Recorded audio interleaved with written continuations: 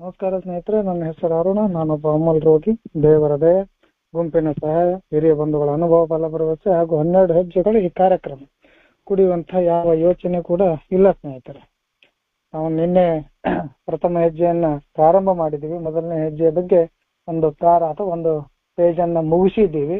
So ನಮ್ಮ ಪರಿಸ್ಥಿತಿ ಹೇಗಿತ್ತು, ಸಂಪೂರ್ಣವಾಗಿ ನಾವು ಸೋಲನ್ನು ಒಪ್ಪಿಕೊಳ್ಳೋ ತನಕ ಯಾವತ್ತೂ ನಮಗ ತಡೆದುಕೊಳ್ಳುವಂತ ಸಾಮರ್ಥ್ಯ ಸಿಗುವುದಿಲ್ಲ ಅನ್ನುವಂಥ ಸತ್ಯವನ್ನ ನಾವು ಕಂಡುಕೊಂಡಿದ್ದೀವಿ ಸ್ನೇಹಿತರೆ.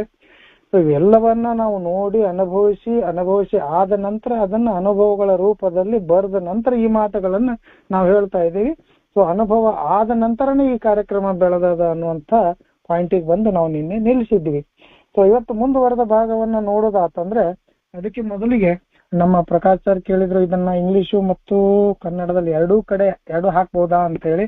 ಬಟ್ ನಾನು ಟ್ರೈ ಮಾಡಿದೆ, ಆದ್ರೆ ಯಾಕೋ ಅದು ಬಹಳ ಹಾರ್ಡ್ ಅನ್ಸಾಕತ್ತು, ಬಹಳ ಕನ್ಫ್ಯೂಷನ್ ಮೇಕಿಂಗ್ ಅನ್ಸಾಕತ್ತು. ಹಂಗಾಗಿ ಆ ವಿಚಾರವನ್ನ ನಾನು ಇಲ್ಲಿ ಬಿಟ್ಟಿದ್ದೀನಿ. ಸೊ ಸಾಕಷ್ಟು ನಮ್ಮ ಕಡೆ ಬುಕ್ಗಳು ಇದಾವು. ಬುಕ್ಗಳು ಇರ್ಲಿಲ್ಲ ಅಂದ್ರೂ ಕೂಡ ಬುಕ್ಗಳನ್ನ ನಾವು ಓಪನ್ ಮಾಡಿ ಇಟ್ಕೊಂಡಾಗ ನಮಗೂ ಕೂಡ ಒಂದಿಷ್ಟು ಸಹಾಯ ಆಗ್ತದೆ. ಸೊ ಎರಡೂ ಕೂಡಿದ್ರೆ ಒಂಥರ ಅದು ಸ್ಕ್ರೀನ್ ನಲ್ಲಿ ಬಹಳ ಇದು ಬರ್ತಾ ಇತ್ತು. ಹಂಗಾಗಿ ಅದನ್ನ ನಾನು ಪ್ರಯತ್ನ ಕೈ ಬಿಟ್ಟಿದ್ದೀನಿ. ನೋಡೋಣ, ಮುಂದಿನ ದಿನಗಳಲ್ಲಿ ಇಂಗ್ಲಿಷ್ ನಲ್ಲಿ ಅಷ್ಟೇ ಮಾಡಬೇಕು ಅಥವಾ ಬೇರೆ ಯಾವ್ದಾದ್ರು ದಾರಿ ಹುಡುಕಾಡ್ಲಿಕ್ಕೆ ಪ್ರಯತ್ನ ಮಾಡ್ತೀನಿ. ಆದ್ರೆ ಇವತ್ತು ನಾವು ಮುಂದುವರೆದ ಭಾಗವನ್ನ ನೋಡೋದಾತಪ್ಪ ಅಂತಂದ್ರೆ, ಮೊದಲಿಗೆ ನಾನು ಇಲ್ಲಿ ಓದ್ಲಿಕ್ಕೆ ಹಚ್ತೀನಿ. ನಾನು ಕೂಡ ಈ ಸ್ಕ್ರೀನ್ ಶೇರ್ ಮಾಡ್ತೀನಿ.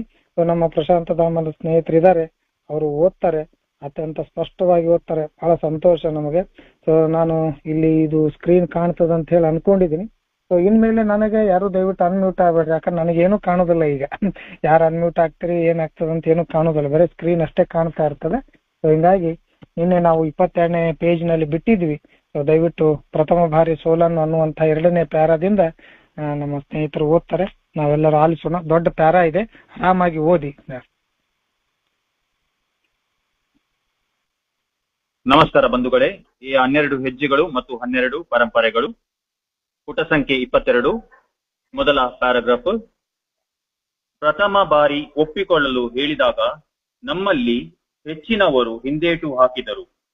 ನಾವು ನಮಗೆ ಆತ್ಮವಿಶ್ವಾಸವನ್ನು ಪಡೆಯುವ ದಾರಿಯನ್ನು ತೋರಿಸಬಹುದೆನ್ನುವ ಆಶೆಯೊಂದಿಗೆ ಬಂದಿದ್ದೆವು.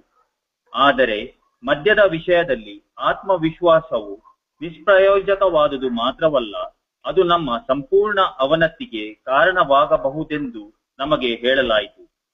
ನಾವು ಇಂತಹ ನಿಧಾನ ಸಾಮರ್ಥ್ಯವುಳ್ಳ ಮಾನಸಿಕ ಹಿಡಿತಕ್ಕೆ ಒಳಗಾಗಿದ್ದೇವೆಂದು ಮತ್ತು ಎಷ್ಟೇ ಮಾನಸಿಕ ಸ್ಥೈರ್ಯವಿದ್ದರೂ ಅದು ಈ ಮಾನಸಿಕ ಹಿಡಿತದ ಮುಂದೆ ನಿಸ್ಸಹಾಯಕವೆಂದು ನಮ್ಮ ಪೋಷಕರು ನಮಗೆ ತಿಳಿಸಿದರು.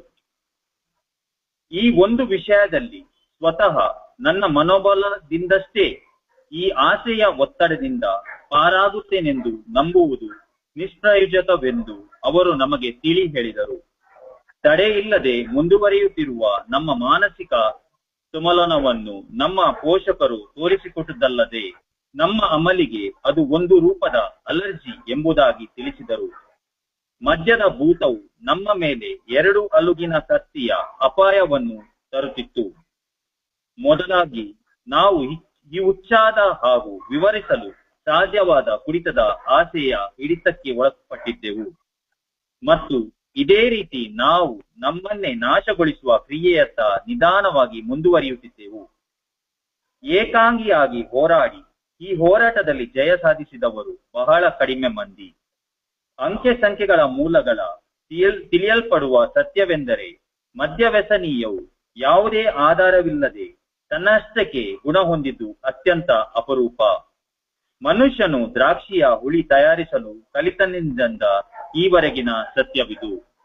ಧನ್ಯವಾದಗಳು. ಥ್ಯಾಂಕ್ ಯು ಸರ್, ಅತ್ಯಂತ ಸ್ಪಷ್ಟವಾಗಿ ಓದಿದ್ರಿ. ನಿನ್ನೆ ಕೂಡ ಇದರದ ಇತ್ತು. ಪ್ರಥಮ ಬಾರಿ ಮೊದಲಿಗೆ ಈ ಸೋಲನ್ನು ಒಪ್ಪುಗೋ ಅಂತ ಹೇಳಿದಾಗ ಯಾರು ತಾನೇ ಒಪ್ಕೊಳ್ತಾರೆ? ಸಾಕಷ್ಟು ಜನ ಹಿಂದೇಟ್ ಹಾಕ್ತಾರ. ನಮ್ಮಲ್ಲಿ ಬಂದವರು ಕೂಡ ನಾವೇನ್ ಅನ್ಕೊಂಡು ಬಂದಿದ್ವಿ, ಕಾರ್ಯಕ್ರಮ ಅಂದ್ರೆ ಇಲ್ಲೇನೋ ಕುಡಿತವನ್ನು ಬಿಡಲಿಕ್ಕೆ ನಮಗೆ ಸಹಾಯ ಮಾಡ್ತಾರ. ಸಹಾಯ ಮಾಡೋದಕ್ಕಿಂತ ಹೆಚ್ಚಾಗಿ ಒಂದಿಷ್ಟು ಟೆಕ್ನಿಕ್ಗಳನ್ನ ಅಥವಾ ಒಂದಿಷ್ಟು ದಾರಿಗಳನ್ನ ಅಥವಾ ಒಂದಿಷ್ಟು ಆತ್ಮವಿಶ್ವಾಸವನ್ನ ತುಂಬುತ್ತಾರ. ನಮ್ಮಷ್ಟು ನಾವು ಹೇಗೆ ಬಿಡಬಹುದು ಅನ್ನುವಂಥದ್ದನ್ನ ಕಲಿಸಿ ಕೊಡ್ತಾರ. ನಮಗೇನಾದ್ರೂ ಒಂದಿಷ್ಟು ತಿದ್ದಿ ಹೇಳ್ತಾರ, ಬುದ್ಧಿ ಮಾತು ಹೇಳ್ತಾರ, ಅಥವಾ ಹೇಗೆ ಹೇಗೆ ಮಾಡಬೇಕು, ಏನು ಮಾಡಿದ್ರೆ ಕುಡಿತದಿಂದ ದೂರ ಇರಬಹುದು, ಇದನ್ನ ಹೇಗೆ ಬಿಡಬಹುದು ಅನ್ನುವಂತ ಪಾಠ ಮಾಡ್ತಾರ ಅಂತ ತಿಳ್ಕೊಂಡು ನಾವು ಕೂಡ ಬಂದಿದ್ವಿ ಸ್ನೇಹಿತರೆ. ನನಗಲ್ಲಿ ರಿಯಾಬ್ನಲ್ಲಿ ಇದ್ದಾಗ ಈ ಕಾರ್ಯಕ್ರಮದ ಬಗ್ಗೆ ಹೇಳುವ ಮುಂದಾಗ ನನ್ನ ಇಮ್ಯಾಜಿನೇಷನ್ಗಳು ಹಾಗೇ ಇದ್ದು, ನನ್ನ ಕಲ್ಪನೆಗಳು ಹೇಗಿದ್ರೆ ಇದನ್ನ ಹೇಗೆ ಬಿಡಬೇಕು, ಏನ್ ಮಾಡ್ಬೇಕು ಅನ್ನುವಂಥದ್ದನ್ನೆಲ್ಲವನ್ನ ಕಲಿಸಿಕೊಡ್ತಾರ ಅನ್ನುವಂಥ ಯೋಚನೆ ಒಳಗೆ ನಾನು ಇರ್ತಿದ್ದೆ. ಇಲ್ಲಿ ಕೂಡ ಅಷ್ಟೇ, ನಮ್ಮ ಕಾರ್ಯಕ್ರಮಕ್ಕೆ ಬಂದ ನಂತರ ನೀನು ಮೊದಲು ಸೋಲನ್ನು ಒಪ್ಪುಗೋ, ಮೊದಲು ನೀನು ಅದರ ಎದುರಿಗೆ ಬಲಹೀನ ಅಂತ ಹೇಳಿ ಒಪ್ಪುಗೋ ಅಂತ ಹೇಳಿದಾಗ ಸಾಕಷ್ಟು ಜನ ನಾನು ಇಲ್ಲಿ ಬಂದಿದ್ದೇನಂದ್ರೆ ನಾನು ಈಗೇನು ಮಧ್ಯದ ಎದುರು ಹೋರಾಟಕತ್ತೀನಿ, ಅದಕ್ಕೊಂದಿಷ್ಟು ಸಾಥ್ ಕೊಡ್ತಾರ, ಅದಕ್ಕೊಂದಿಷ್ಟು ಬಲ ತುಂಬ್ತಾರ, ನನ್ನ ಆತ್ಮವಿಶ್ವಾಸವನ್ನ ಇನ್ನಷ್ಟು ಹೆಚ್ಚು ಮಾಡ್ತಾರ, ನನಗೆ ಧೈರ್ಯ ತುಂಬ್ತಾರ ಅಂಥೇಳಿ ನಾನು ಬಂದ್ರೆ, ಇವ್ರು ನೋಡಿದ್ರೆ ಯಾವ ಧೈರ್ಯ ತುಂಬದಾದೇನೆ, ಯಾವ ಹೋರಾಟವನ್ನ ಮಾಡಲಿಕ್ಕೆ ಉತ್ತೇಜನವನ್ನ ಕೊಡದೆ ಮೊದಲಿಗೆ ಕಂಪ್ಲೀಟ್ ಆಗಿ ಸಂಪೂರ್ಣವಾಗಿ ಸೋಲನ್ನು ಒಪ್ಪುಗೋ ಅಂತ ಹೇಳಿದಾಗ ಸಾಕಷ್ಟು ಜನ ಒಲ್ಲೆ ಅಂತಾರ. ಇವಂದು ನಾನು ಕೂಡ ಮೊದಲಿಗೆ ಒಲ್ಲೆ ಅಂದಿದ್ದೆ. ಇಲ್ಲಿ ಸಾಕಷ್ಟು ಜನ ಬರ್ತಾರೆ, ಅವ್ರಿಗೆ ಹೇಳಿದ ತಕ್ಷಣ ಇಲ್ಲ ನೀನು ಮೊದಲಿಗೆ ಇದರ ಬಗ್ಗೆ ಸೋಲನ್ನು ಒಪ್ಕೋಬೇಕು ಅಥವಾ ಅದರ ಎದುರಿಗೆ ನೀನು ಬಲಹೀನ ಅಂತ ಒಪ್ಕೋಬೇಕು ಅಂತ ಅಂದಾಗ ಇದು ಯಾವ್ದು ಹೊಸ ವರ್ಡ್ ಬಂತಪ್ಪ, ಇದು ಪವರ್ಲೆಸ್ನೆಸ್ ಅಥವಾ ಬಲಹೀನತೆ ಅಥವಾ ಸೋಲು ಅನ್ನೋದು. ಸೋಲು ಕಾಮನ್ ಆಗಿ ಕೇಳಿರ್ತೀವಿ, ಆದ್ರೆ ಅದು ಮಧ್ಯದ ಎದುರು ಸೋಲು ಅನ್ನುವಂಥದ್ದು ಇದು ಯಾರು ಇನ್ನ ತನಕ ನಾವು ಇಷ್ಟು ವರ್ಷ ಆಗಿ ಹುಟ್ಟಿದ್ವಿ ನಮಗೆ ಕೇಳಿರ್ಲೇ ಇಲ್ಲ ಸ್ನೇಹಿತರೆ. ಮಧ್ಯದ ಎದುರಿಗೆ ಸೋಲು, ಮಧ್ಯದ ಎದುರಿಗೆ ಬಲಹೀನ ಅನ್ನುವಂಥ ಶಬ್ದನ ನಾವು ಕೇಳಿರ್ಲಿಲ್ಲ. ಹಿಂಗಾಗಿ ಸಾಕಷ್ಟು ಜನ ಇಲ್ಲಿ ಹಿಂದೇಟ್ ಹಾಕ್ತಾರ. ನಾವೇನ್ ಅನ್ಕೊಂಡ್ ಬಂದಿರ್ತೀವಿ ನಮ್ಮ ಆತ್ಮವಿಶ್ವಾಸವನ್ನು ಹೆಚ್ಚಿಸ್ತಾರ ಅಥವಾ ನಮಗೊಂದಿಷ್ಟು ದಾರಿಯನ್ನ ತೋರಿಸ್ತಾರ ಅನ್ನುವಂತ ಆಸೆಯಿಂದ ನಾವು ಬಂದಿದ್ವಿ, ಆದ್ರೆ ಅದು ಇಲ್ಲಿಲ್ಲ. ಆದ್ರೆ ಹೇಳ್ತಾರ ಅವರು ಈ ವಿಷಯದಲ್ಲಿ ಅಥವಾ ಅಂದ್ರೆ ಸ್ಪೆಷಲಿ ಈ ಮಧ್ಯದ ವಿಷಯದಲ್ಲಿ ನಮ್ಮ ಸೆಲ್ಫ್ ಕಾನ್ಫಿಡೆನ್ಸ್ ಅಥವಾ ಆತ್ಮವಿಶ್ವಾಸ ಅನ್ನುವಂಥದ್ದೇನದ ಅದು ನಿಷ್ಪ್ರಯೋಜಕವಾದದ್ದು ಮಾತ್ರವಲ್ಲ, ಅದು ಇನ್ನಷ್ಟು ನಮ್ಮ ಅವನತಿಗೆ ಕಾರಣ ಆಗ್ತದ. ಸಾಕಷ್ಟು ಸಲ ಆತ್ಮವಿಶ್ವಾಸದಿಂದನೇ ಕುಡ್ದಾಕ್ ಹೋಗಿದ್ದು, ಸಾಕಷ್ಟು ಸಲ ಆತ್ಮವಿಶ್ವಾಸದಿಂದ ಇವತ್ತಿನಿಂದ ನಿಲ್ಲಿಸ್ತೀನಿ ಅಥವಾ ನಾಳಿನಿಂದ ನಿಲ್ಲಿಸ್ತೀನಿ, ಇವತ್ತು ಕುಡಿಯುವುದಿಲ್ಲ ಅಥವಾ ನಾಳೆಯಿಂದ ಕುಡಿಯುವುದಿಲ್ಲ ಅನ್ನುವಂಥ ಸಾಕಷ್ಟು ನಿರ್ಧಾರಗಳು, ಸಾಕಷ್ಟು ಧೈರ್ಯವನ್ನ, ಸಾಕಷ್ಟು ಸೆಲ್ಫ್ ಡಿಸಿಷನ್ಗಳನ್ನ ನಾನು ಮಾಡಿದ್ದು ಉಂಟು ಸ್ನೇಹಿತರು. ಯಾವುದು ಕೆಲಸಕ್ಕೆ ಬರಲಿಲ್ಲ. ನನ್ನ ಆ ವಿಲ್ಲಿಂಗ್ನೆಸ್ ಅಥವಾ ನನ್ನ ಆ ಸೆಲ್ಫ್ ಕಾನ್ಫಿಡೆನ್ಸ್ ಅನ್ನುವಂಥದ್ದೇನಿದೆ, ಆ ವಿಲ್ಲಿಂಗ್ನೆಸ್ ಅಲ್ಲ, ಅದು ಸೆಲ್ಫ್ ಕಾನ್ಫಿಡೆನ್ಸ್ ಅನ್ನುವಂಥದ್ದು ಯಾವತ್ತೂ ಬರಲಿಲ್ಲ ಸ್ನೇಹಿತರೆ. ಸಾಕಷ್ಟು ಪ್ರಯತ್ನ ಮಾಡಿ ನಾನು ಬಿಟ್ಟಿನಿ, ಒಂದ್ ಸ್ವಲ್ಪ ದಿವಸ ಬಿಟ್ಟಿನಿ, 10 ದಿವಸ ಬಿಟ್ಟಿನಿ, 12 ದಿವಸ ಬಿಟ್ಟಿನಿ, 15 ದಿವಸ ಬಿಟ್ಟಿನಿ, 2 ದಿನ ಬಿಟ್ಟಿನಿ. ಆದ್ರೆ ಸಾಕಷ್ಟು ದಿನ ಈ ನನ್ನ ಆತ್ಮವಿಶ್ವಾಸ ನಿಷ್ಪ್ರಯೋಜಕ ಆಯ್ತು ಸ್ನೇಹಿತರೆ. ಅದ್ರ ಜೊತೆಗೆ ಎಷ್ಟು ದಿನ ಬಿಟ್ಟಿರ್ತಿದ್ದೆ ಅದ್ರ ಡಬಲ್ ಕುಡಿದು ಬಿಡ್ತಿದ್ದೆ ನಾನು. ಎಷ್ಟು ದಿನ ಬಿಟ್ಟಿರ್ತಿದ್ದೆ ಅದ್ರ ಡಬಲ್.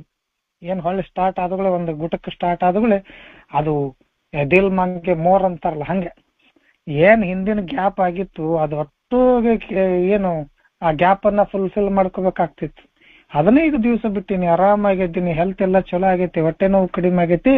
ಇವತ್ತು 2 ಕ್ವಾರ್ಟರ್ ಹೊಡಿದ್ವಿ, 1.5 ಕ್ವಾರ್ಟರ್ ಹೊಡಿದ ಅಲ್ಲ. ಮೊದಲಿಗೆ 90 ಹೋಗ್ತೈತಿ, ಇದು ಇನ್ನೊಂದು ಬರ್ತೈತಿ, ಇನ್ನೊಂದು ಪೆಟ್ಟು ಬರ್ತೈತಿ, ಮತ್ತೊಂದು ಪೆಟ್ಟು ಬರ್ತೈತಿ, ಇನ್ನೊಂದು ಪೆಟ್ಟು ತಣ್ಣಿ ಕಡಿಕೆ ಲಾಸ್ಟಿಗೆ ಎಲ್ಲಿಗೆ ಬರ್ತದೆ ಅಂದ್ರೆ ಅದು ಏನ್ ಹಿಂದಿಂದ ಎಲ್ಲವೂ ಇತ್ತು ಅದೆಲ್ಲವೂ ರಿಕವರಿ ಮಾಡಿಬಿಡ್ತಿತ್ತು, ಅದು ಬಿಡ್ತಿರ್ಲಿಲ್ಲ. ಅದಕ್ಕೆ ಅವ್ರು ಇಲ್ಲಿ ಸ್ಪಷ್ಟವಾಗಿ ಹೇಳ್ತಾರೆ, ನಮ್ಮ ಆತ್ಮವಿಶ್ವಾಸವು ಇಲ್ಲಿ ನಿಷ್ಪ್ರಯೋಜಕ ಆಗ್ತದೆ. ಅದರ ಜೊತೆಗೆ ಇದು ನಿಷ್ಪ್ರಯೋಜಕ ಮಾತ್ರವಲ್ಲ, ನಮ್ಮನ್ನ ಸಂಪೂರ್ಣ ಅವನತಿಗೆ ಕಾರಣ ಆಗ್ತದೆ. ಸಾಕಷ್ಟು ಸಲ ನಾವು ಪ್ರಯತ್ನ ಪಟ್ಟರು ಕೂಡ ಇದು ನಮ್ಮಿಂದ ಆಗಿಲ್ಲ.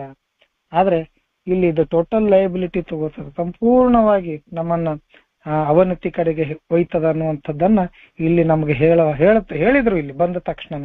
ಸೊ ನಾವು ಇಂತಹ ನಿಧಾನ ಸಾಮರ್ಥ್ಯವುಳ್ಳ ಅಥವಾ ಸೂಕ್ಷ್ಮವಾದ, ಶಕ್ತಿಯುತವಾದ ಅಂತ ಹೇಳ್ಬೋದು, ಸೂಕ್ಷ್ಮವಾದ ಅಥವಾ ನಿಧಾನವಾದ ಒಂದಷ್ಟು ಅಥವಾ ಸೂಕ್ಷ್ಮವಾದ ಸ್ಟಬ್ಲಿ ಅಂತ ಹೇಳ್ತಾರ. ಏನಂತ ಹೇಳ್ತಾರ? ಸ್ಟಬ್ಲಿ ಪವರ್ಫುಲ್ ಅಂದ್ರೆ ಒಂದು ಸೂಕ್ಷ್ಮವಾದ ಸಾಮರ್ಥ್ಯವುಳ್ಳ ಅಥವಾ ಸೂಕ್ಷ್ಮವಾದ ಶಕ್ತಿಯುಳ್ಳ ಮಾನಸಿಕ ಹಿಡಿತಕ್ಕೆ ನಾವು ಒಳಗಾಗಿದ್ದೇವೆ. ಬಹಳ ಸೂಕ್ಷ್ಮ, ಇದು ಬಹಳ ಸೂಕ್ಷ್ಮ. ಮೆಂಟಲ್ ಅಬ್ಸೆಷನ್ ಅಂದ್ರೆ ಹೇಳ್ತೀವಿ ಮಾನಸಿಕ ಹಿಡಿತಕ್ಕೆ ನಾವು ಒಳಗಾಗಿದ್ದೇವೆ ಸ್ನೇಹಿತರೆ. ಅದು ಬಹಳ ಸೂಕ್ಷ್ಮ ಮತ್ತು ಶಕ್ತಿಯುತ. ಇದು ಅಷ್ಟು ಸರಳ ನಮ್ಮನ್ನ ಬಿಡ್ತಿರ್ಲಿಲ್ಲ, ಬಹಳ ಮಂಗ್ಯ ಮಾಡ್ತಿತ್ತು ಕೊಡ್ತಾ. ಎಷ್ಟು ಸಲ ಧೈರ್ಯದಿಂದ ನಿರ್ಧಾರ ತಗೋತಿದ್ದೆ, ಸಾಕಷ್ಟು ಸಲ ಅದು ನಮ್ಮನ್ನ ನೆಲಕ್ಕೆ ಬಡಿತಿತ್ತು. ಅದಕ್ಕೆ ಅಲ್ಲಿ ಹೇಳ್ತಾರೆ ಒಂದು ಕಡೆ ಕಪಟಿ ಗೊಂದಲಮಯ ಶಕ್ತಿಶಾಲಿ, ಬಹಳ ಕಪಟತನ ಮಾಡ್ತಿತ್ತು. ಎಲ್ಲಿ ಕುಡಿಬಾರ್ದು ಅಂತ ಇರ್ತಿತ್ತು ಅಲ್ಲಿ ಕುಡಿಸ್ತಿತ್ತು, ಎಲ್ಲಿ ಕುಡಿಬೇಕು ಅನಿಸ್ತಿತ್ತು ಅಲ್ಲಿ ಬೇರೆನ ಮಾಡಿಸ್ತಿತ್ತು. ಕುಡಿದು ಏನೂ ಮಾಡಬಾರ್ದು ಅಂತ ಮೊದಲಿಗೆ ಡಿಸಿಷನ್ ಮಾಡಿರ್ತಿದ್ವಿ, ಆದ್ರೆ ಕುಡಿದ ನಂತರ ಏನು ಮಾಡಿಸ್ಬೇಕು ಮಾಡಿಸ್ಬಾರ್ದು ಎಲ್ಲವನ್ನೂ ಮಾಡಿಸ್ಬಿಡ್ತೀವಿ. ಬಹಳ ಕಪಟಿ, ಬಹಳ ಗೊಂದಲ ಉಂಟು ಮಾಡುದು. ಅದಕ್ಕೆ ಅವ್ರು ಬರೀತಾರೆ ಸ್ಟಬ್ಲಿ ಪವರ್ಫುಲ್ ಅಂತ ಬರೀತಾರೆ. ಅಂತ ಒಂದು ಸೂಕ್ಷ್ಮವಾದ ಶಕ್ತಿ ಉಳ್ಳಂತ, ಅತೀವ ಶಕ್ತಿ ಉಳ್ಳಂತ ಮಾನಸಿಕ ಹಿಡಿತಕ್ಕೆ, ಮೆಂಟಲ್ ಅಬ್ಸೆಷನ್ಗೆ ನಾವು ಒಳಗಾಗಿದ್ದೇವೆ ಅಂತ ಹೇಳ್ತಾರೆ ಸ್ನೇಹಿತರೆ. ನಮ್ಮಲ್ಲಿ ಎಷ್ಟೋ ಮಾನಸಿಕ ಸ್ಥೈರ್ಯವಿದ್ದರೂ ಈ ಮಾನಸಿಕ ಹಿಡಿತದ ಮುಂದೆ ಅದು ನಿಸ್ಸಹಾಯಕ ಅನ್ನುವಂಥದ್ದನ್ನ ನಮಗಿಲ್ಲಿ ನಮ್ಮ ಪೋಷಕರು ತಿಳಿಸಿಕೊಡ್ತಾರೆ ಅಥವಾ ಸ್ಪಾನ್ಸರ್ ತಿಳಿಸಿಕೊಡ್ತಾರೆ. ಮೊದಲು ಕಾಲ ಇತ್ತು, ಈ ಕಾರ್ಯಕ್ರಮಕ್ಕೆ ಜನರನ್ನ ಕರ್ಕೊಂಡ್ಬಂದು ಅವರು ಈ ಕಾರ್ಯಕ್ರಮದ ಬಗ್ಗೆ ಎಲ್ಲವನ್ನ ತಿಳಿ ಹೇಳ್ತಿದ್ರು. ಅವರು ಅವಾಗ ಅವರನ್ನು ಪೋಷಕರು ಅಂತ ಅನಿಸ್ಕೊಳ್ತಿದ್ರು. ಇಲ್ಲಿ ಪೋಷಕರು ಅಂತ ವರ್ಡ್ ಬಂದಾಗ ಇದನ್ನೆಲ್ಲವನ್ನ ತಗೋಬೇಕಾಗತ್ತೆ. ಇವತ್ತು ಹಂಗಿಲ್ಲ. ಇವತ್ತಿಲ್ಲಿ ಕಾರ್ಯಕ್ರಮಕ್ಕೆ ಬಂದ ನಂತರ ಸ್ಪಾನ್ಸರ್ನ ಸಿಲೆಕ್ಟ್ ಮಾಡ್ಕೋ ಅನ್ನುವಂತ ಮಾತುಗಳದಾವ. ಮೊದಲು ಕಾಲ ಹಂಗಿತ್ತು. ಇವತ್ತು ನಾವು ಆಯ್ಕೆ ಮಾಡ್ಕೋತೀವಿ. ಮೊದಲು ಆ ಸ್ಪಾನ್ಸರ್ಗಳು ನಮ್ಮನ್ನ ಬರ್ತಿದ್ರು, ಹೊಸದಾಗಿ ಕರ್ಕೊಂಡ್ಬಂದು ಸ್ಪಾನ್ಸರ್ ಕೆಲಸ ಏನಪ್ಪ ಅಂತಂದ್ರೆ ಅಂದ್ರೆ ಏನು, ಇದ್ರ ಹೆಜ್ಜೆಗಳಂದ್ರೆ ಏನು, ಇದು ಯಾವ ಬೇಸ್ ಮೇಲೆ ಕೆಲಸ ಮಾಡ್ತದ, ಇದು ರೋಗ ಅಂದ್ರೆ ಏನು, ಇಲ್ಲಿ ಮೀಟಿಂಗ್ಗಳು ಯಾಕೆ ನಡೀತಾವ, ಹೇಗೆ ನಡೀತಾವ, ಬೇರೆ ಭಾಗದಲ್ಲಿ ಹೆಂಗ್ ಮೀಟಿಂಗ್ ನಡೀತಾವ, ಆ ಭಾಗದ ಅಥವಾ ಆ ಗುಂಪಿನ ಸದಸ್ಯರನ್ನ ಪರಿಚಯ ಮಾಡಿಸೋದು, ಅಥವಾ ಬೇರೆ ಬೇರೆ ನಮ್ಮ ಕಾರ್ಯಕ್ರಮಗಳು ಎಲ್ಲೆಲ್ಲಿ ನಡೀತಾವ ಅವುಗಳನ್ನ ಟೋಟಲಿ ಇಂಟ್ರೊಡಕ್ಷನ್ ಓರಿಯೆಂಟೇಶನ್ ಕೊಡುವಂತ ಕೆಲಸವನ್ನ ಸ್ಪಾನ್ಸರ್ ಮಾಡ್ತಿದ್ರು. ಬಟ್ ಇವತ್ತು ಸ್ಪಾನ್ಸರ್ ಕೆಲಸ ಬೇರೆದಕ್ಕೆ ಸೀಮಿತ ಆಗೈತೆ, ಅದು ಬೇಡ, ಅದನ್ನ ತೆಗೆದು ಬೇಡ. ಇಲ್ಲಿ ಸ್ಪಾನ್ಸರ್ ಅಂದ್ರ ಪೋಷಕರಂದ್ರ ಯಾರು ಕಾರ್ಯಕ್ರಮಕ್ಕೆ ಕರ್ಕೊಂಡ್ ಬಂದಿರ್ತಾರೆ. ಅವಾಗ ಹಾಸ್ಪಿಟ್ಲ್ಗಳಲ್ಲಿ ಗಿಲ್ಗಳನ್ನ ಮಾಡ್ತಿದ್ರು. ಇದು ಸ್ಪಾನ್ಸರ್ ಅನ್ನುವಂತ ವರ್ಡ್ ಹುಟ್ಟಿದ್ದು ಹೇಳಿದ್ರು. ನಾವು ಓದಿದ್ವಿ ಅಂದ್ರೆ ಈ ಅಮೆರಿಕದಲ್ಲಿ ಯಾರು ಹಾಸ್ಪಿಟ್ಲ್ಗಳಲ್ಲಿ ಅಮೂಲ್ಯತನದಿಂದಾಗಿ ಅಡ್ಮಿಟ್ ಆಗ್ತಿದ್ರು, ಹಾಸ್ಪಿಟ್ಲಿಂದ ಫೋನ್ ಬರ್ತಿದ್ವು ಅಂತೆ, ನೋಡ್ರಿ ಇಂಥದೊಂದು ಪೇಷಂಟ್ ಅದ, ನೋಡ್ರಿ ನೀವು ಎಲ್ಲ ಈಗ ಹೆಲ್ಪ್ ಮಾಡಕತ್ತೀರ ಅಲ್ಲಿ ಹೊರಗಡೆ, ಇಲ್ಲೊಬ್ಬ ಅದನ್ನ ಅವ್ನ್ ಬೇಕಂತ ಕರ್ಕೊಂಡು ಹೋಗ್ರಿ ನಿಮ್ ಕಡೆ ಅಂತ. ಅದರ ಜೊತೆಗೆ ಅವ್ನ್ ಏನ್ ಮಾಡ್ತಾನೆ ಏನಿಲ್ಲ ಅನ್ನುವಂಥದ್ದು ಸ್ವಲ್ಪ ಖರ್ಚು ವೆಚ್ಚಗಳನ್ನು ಹಿಡ್ಕೊಂಡು ಸಹಿತ ಇವರನ್ನ ಸೈನ್ ಹಾಕ್ಸ್ಕೊತಿದ್ರಂತೆ. ಅಂದ್ರೆ ಕನ್ಸಂಟ್ ಅಂತ ಹೇಳಿ ನಾವು ಹಾಕ್ಸ್ಕೊತೀವಿ ಹಾಸ್ಪಿಟ್ಲ್ಗಳಲ್ಲಿ ಅಡ್ಮಿಟ್ ಇದ್ದಾಗ, ಯಾರ ಜವಾಬ್ದಾರಿ ಇವನಿಗೆ ಅಂತ. ಹಂಗ ಆಗಿನ ಸಮಯದಲ್ಲಿ ಹಾಕೋತಿದ್ರು. ಈಗೆಲ್ಲ ಅವೆಲ್ಲ ಇಲ್ಲ. ನಾವ್ ಇಲ್ಲಿ ಬಂದ ತಕ್ಷಣ ಸ್ಪಾನ್ಸರ್ನ ಆಯ್ಕೆ ಮಾಡ್ಕೊಳ್ಳೋದಾಗ್ತದೆ. ಆ ಮಾತು ಬಿಡು ಬೇರೆ ನೋಡೋಣ. ಸೊ ಒಂದು ಇಲ್ಲಿ ಅವ್ರು ಏನ್ ಹೇಳ್ತಾರೆ, ನಮ್ಮಲ್ಲಿ ಎಷ್ಟೋ ಮಾನಸಿಕ ಸ್ಥೈರ್ಯವಿದ್ರು ಕೂಡ ಈ ಮಾನಸಿಕ ಹಿಡಿತದ ಮುಂತ ನಮ್ಮಲ್ಲಿರುವಂತ ಎಲ್ಲ ಶಕ್ತಿಗಳು ನಿಸ್ಸಹಾಯಕ ಆಗ್ತಿದ್ರು. ನೀವು ಯೋಚನೆ ಮಾಡಿ, ಸಾಕಷ್ಟು ಸಲ ನಾವು ಪ್ರಯತ್ನ ಪಟ್ಟಿವಿ, ನೀವು ಪ್ರಯತ್ನ ಪಟ್ಟಿರಿ, ಬಿಡಬೇಕಂತಿದ್ವಿ, ಧೈರ್ಯ ಮಾಡ್ತಿದ್ವಿ, ಗಟ್ಟಿ ಮನಸ್ಸು ಮಾಡೋದಂತಾರ ನಮ್ ಕಡೆ. ಗಟ್ಟಿ ಮನಸ್ಸು ಮಾಡಿ ನೆಟ್ಟಗೆ ನಿಂತು ಬಿಡೋಣ ಅಂತೇಳಿ ಗಟ್ಟಿ ಮನಸ್ಸು ಮಾಡಿ ನೆಟ್ಟಗೆ ನಿಂದ್ರಾಕ್ ಹೋಗಿದ್ವಿ. ಒಂದು ಸ್ವಲ್ಪ ಕುಡಿಯೋಣಂತೇಳಿ ಒಂದು ಸಣ್ಣ ಯೋಚನೆ ಬಂದ್ಬಿಡ್ತಿತ್ತು. ಇಷ್ಟೋ ತನಕ ಕಾದಿನಿ, ಬೆಳಗ್ಗೆಯಿಂದ ಕುಡಿಲಾರ್ದಾತೀನಿ, ಒಂದು ಸ್ವಲ್ಪ ಕುಡೀನಿ ಇವತ್ತು. ಮತ್ತ ಸಾಕಷ್ಟು ಜನ ನಮ್ಗೊಂದಿಷ್ಟು ಹೇಳ್ಕೊಡ್ತಿದ್ರು, ಒಮ್ಮೊಮ್ಮಲ್ಗೆ ಸ್ಟಾಪ್ ಮಾಡಬಾರ್ದು, ಒಮ್ಮೊಮ್ಮಲ್ಗೆ ನಿಲ್ಲಿಸಬಾರ್ದು, ಕಡಿಮೆ ಕಡಿಮೆ ಕಡಿಮೆ ಮಾಡ್ಕೊಂತ ಹೋಗ್ಬೇಕು. ಇವೆಲ್ಲ ಉಪದೇಶಗಳು ಬಹಳ ಸಿಗ್ತಿದ್ವು ನಮ್ಗೆ. ಈಗ್ಲೂ ಒಮ್ಮೊಮ್ಮಲ್ಗೆ ಸ್ಟಾಪ್ ಮಾಡಿದ್ರೆ ಏನೋ ಆಗ್ಬಿಡ್ತೈತಿ. ಓಕೆ, ನನಗೂ ಕೂಡ ಒಮ್ಮೊಮ್ಮಲ್ಗೆ ಸ್ಟಾಪ್ ಮಾಡಿದ್ದು. ನಾವೇನು ಇವತ್ತು 90 ಕುಡಿದು 50 ಕ್ವಾರ್ಟರ್ ಕುಡಿದು, ನಾಳೆಗೆ 90 ಕುಡಿದು, ನಾಳೆ 20 ಕುಡಿದು, ನಾಳೆ 30 ಕುಡಿದು ಬಿಟ್ಟಿಲ್ಲ. ನಮಗೂ ಕೂಡ ಒಮ್ಮಲಿಗೆ ಎತ್ತಾಕೊಂಡು ಒಯ್ದು ಹಾಕಿದ್ರು. ಒಂದೇ ದಿವ್ಸಕ್ಕೆ ನಿಲ್ಸಿದ್ರು, ಏನಾಗ್ಲಿಲ್ಲ. ಒಂದ್ ದಿವ್ಸ ಸ್ವಲ್ಪ ದೈಹಿಕವಾಗಿ ಕಿರಿಕಿರಿ ಆತು, ಇಲ್ಲ ನಂಗಿಲ್ಲ, ಅದ್ರ ಬಿಟ್ರೆ ಮತ್ತೇನೂ ಆಗ್ಲಿಲ್ಲ. ಇಲ್ಲಿ ಏನಾಗ್ತದೆ, ನಾವು ಕೂಡ ನಮ್ಮ ಸಾಮರ್ಥ್ಯವನ್ನ ಸಾಕಷ್ಟು ತಗೊಳಕ್ ಪ್ರಯತ್ನ ಮಾಡಿರ್ತೀವಿ, ಆದ್ರೆ ಅದು ಯಾವುದು ಕೂಡ ಕೆಲಸ ಆಗೋದಿಲ್ಲ.